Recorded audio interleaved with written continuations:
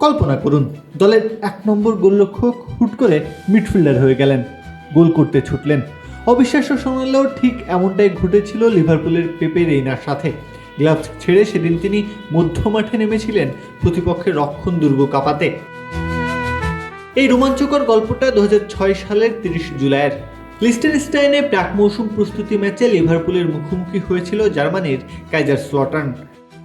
অলরেড শিবিরে নবাগত German pennant কিংবা ক্রেইগ বেলামিদের মতো তরুণদের পরখ করে নেওয়াই ছিল তখনকার লিভারপুল বস রাফা বেনিতেজের মূল লক্ষ্য। কিন্তু ম্যাচটি ইতিহাসের পাতায় জায়গা করে নিল একদম ভিন্ন এক কারণে।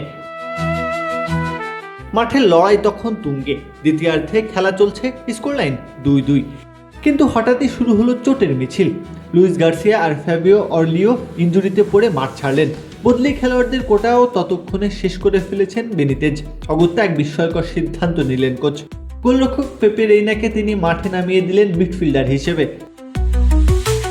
প্রখ্যাত মিডফিল্ডার জাভি আলোনসোর 14 নম্বর জার্সি গায়ে মাঠে নামলেন এই স্প্যানিশ গোলকিপার। আর তারপরেই অ্যাটাকিং মিডফিল্ডার কিংবা ফরওয়ার্ডের মতো আক্রমণাত্মকভাবে খেলে চমকে দিলেন সবাইকে। দুইবার গোলের খুব কাছাকাছি পৌঁছে গিয়েছিলেন এই স্প্যানিশ তারকা। তার প্রথম শট অল্পের জন্য গোলপোস্টের সামান্য বাইরে দিয়ে চলে যায়, আর বেলামির পাস থেকে পাওয়া দ্বিতীয় সুযোগটিও তিনি হাতছাড়া করেন বারের কিছুটা উপর দিয়ে বল বাইরে পাঠিয়ে। সাইডলাইনে বসে থাকা কোচিং স্টাফরা তখন রেইনার ফিনিশিংয়ের চেষ্টা দেখে বিস্মিত হন, হাসিতে ফেটে পড়েন ধারাভাষ্যকাররাও।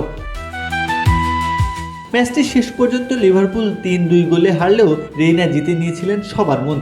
ম্যাচ শেষে তার স্বীকারোক্তিও ছিল বেশ সরল ও বিনয়ী। তিনি বলেন, বাধ্য হয়ে একরকম মাঝমাঠে খেলতে হয়েছে, এখন অন্তত বুঝতে পারছি গোল করা কতটা কঠিন।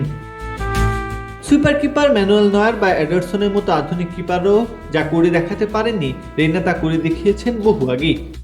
গোলপোস্টের অতন্দ্র প্রহরী থেকে ক্ষণিকের মিডফিল্ডার বনে যাওয়ার এই অবিশ্বাস্য গল্প ফুটবল ইতিহাসে রেইনাকে দিয়েছে এক অনন্য অবস্থান। প্রত্যহ কাব্য, খেলা ৭১।